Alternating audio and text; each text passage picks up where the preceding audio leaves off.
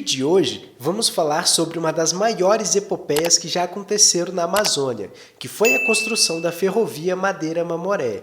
Em virtude do grande desafio desde o seu início, estima-se que inúmeras vidas foram perdidas. Aliás, que poucos foram os trabalhadores que sobreviveram à insalubridade, fome e doenças, aliadas de condições de trabalho que eram minimizadas e naturalizadas pelos empresários, como um preço a ser pago em benefício do progresso. Essa épica história você vai poder acompanhar a partir de agora.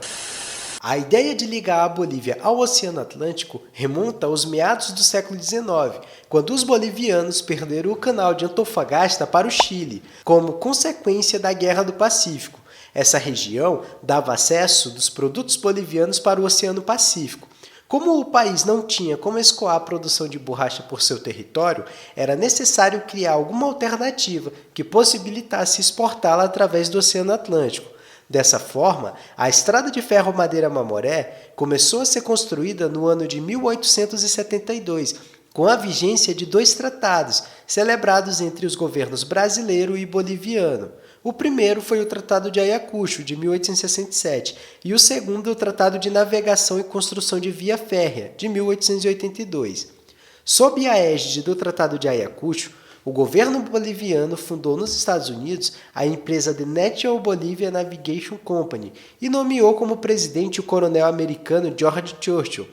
Esta empresa de navegação ficou incumbida de construir uma hidrovia nos rios Mamoré e Madeira, mas por exigência da Inglaterra, teve de arquivar este projeto e pôr em execução o projeto ferroviário, elaborado pelo general boliviano Quintín Quevedo, em 1861. Com o apoio do governo imperial brasileiro, principal signatário do Tratado de Ayacucho, e contando com o total apoio dos Estados Unidos e da Inglaterra, o coronel Churchill constitui em 1870 a empresa de Madeira and Mamoré Railway Company e recebe do imperador brasileiro Dom Pedro II uma concessão de 50 anos para explorar os serviços de transporte rodofluvial da Madeira-Mamoré.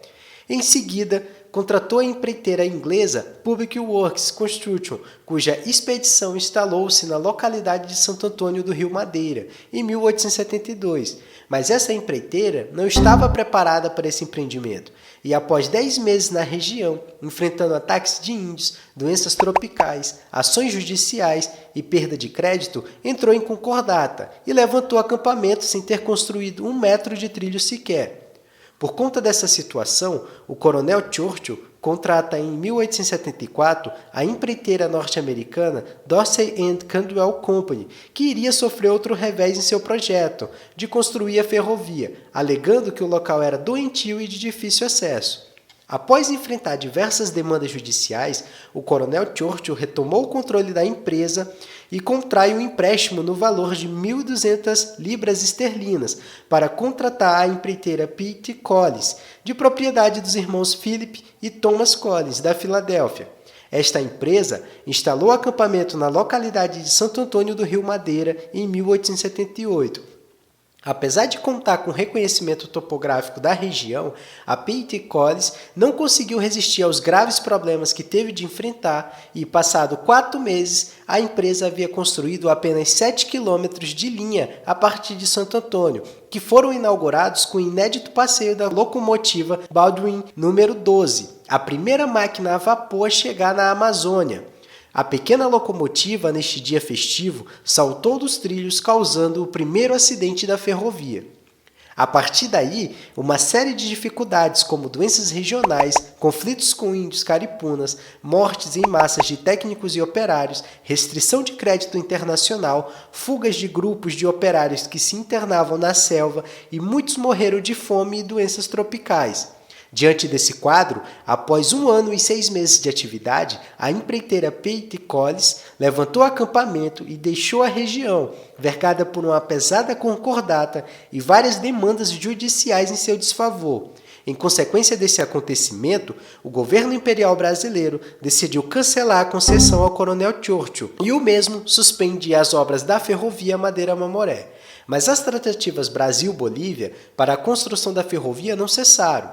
Desse modo, em 1882, os dois governos firmaram o Tratado de Navegação e Construção de Via Férrea, visando reiniciar as obras da ferrovia Madeira-Mamoré, mas os serviços somente serão retomados após a celebração do Tratado de Petrópolis em 1903.